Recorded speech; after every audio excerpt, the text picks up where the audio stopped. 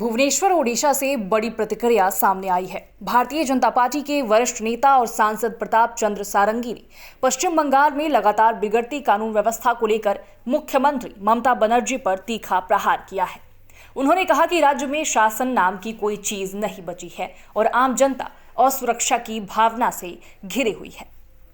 उन्होंने हाल ही में सामने आए एक मामले का जिक्र किया, जिसमें एक मेडिकल छात्रा को बेहद गंभीर परिस्थितियों का सामना करना पड़ा था। इस घटना को लेकर प्रताप चंद्र सारंगी ने जानकारी दी कि प्रशासनिक स्तर पर कई प्रयास किए गए, छात्रा के माता पिता से भी संपर्क साधा गया और स्थानीय अधिकारियों को भी निर्देश दिए गए, लेकिन इसके बावजूद मामला अब तक अनसुलझा है। उन्होंने स्पष्ट किया कि इस विषय को वे सीधे मुख्यमंत्री के समक्ष उठाएंगे और राज्य सरकार को जवाबदेही बनाएंगे। प्रताप चंद्र सारंगी ने इस पूरे घटनाक्रम की तुलना ओडिशा की स्थिति से करते हुए कहा कि भले ही ओडिशा में भी चुनौतियां हैं, लेकिन यहाँ प्रशासन तत्परता से कार्य करता है और जनता की सुरक्षा सर्वोपरि है। इसी कड़ी में उन्होंने ओडिशा में हाल ही में सामने आए एक सामूहिक दुष्कर्म के मामले पर भी कड़ी प्रतिक्रिया दी। उन्होंने मांग की कि इस घिनौनी घटना के सभी दोषियों को अविलंब गिरफ्तार किया जाए और उन्हें ऐसी सजा दी जाए जो समाज के लिए एक उदाहरण बने। इसके साथ ही उन्होंने ये भी कहा कि किसी भी राजनीतिक दबाव को इस मामले की जांच में हस्तक्षेप नहीं करने दिया जाएगा और कानून को स्वतंत्र रूप से अपना कार्य करने दिया जाना चाहिए।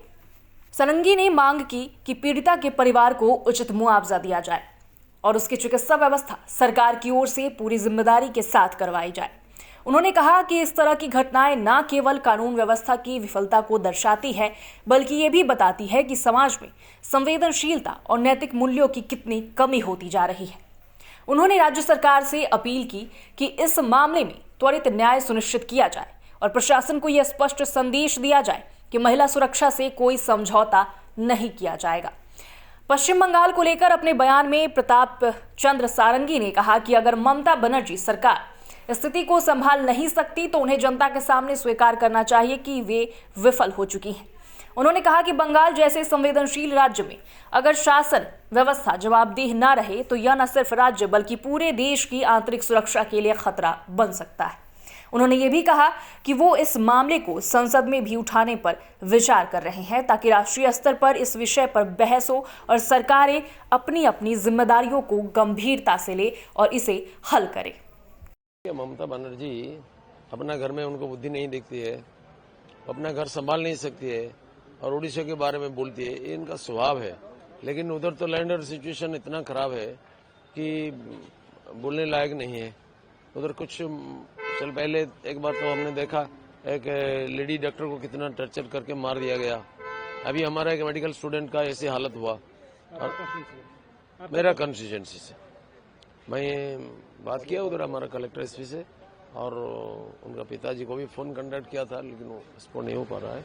अभी वो मेडिकल कॉलेज में है उधर और ये ठीक होकर के फिर आएंगे और बाकी सारी व्यवस्था हम कर रहे हैं। मैं आज सीएम से भी बात करूंगा इसको लेकर के। हाँ, पुलिस का एक टीम गया है और फिर और एक टीम भी जाएंगे और मुझे लगता है उनको कलेक्टर भी कुछ रेड कर से भेजे हैं उनको। हम भी 1-2 दिन में जाएंगे उधर मिलने के लिए। इधर तो लैंड सिचुएशन बिल्कुल ठीक नहीं है, आतंकवाद चल रहा है।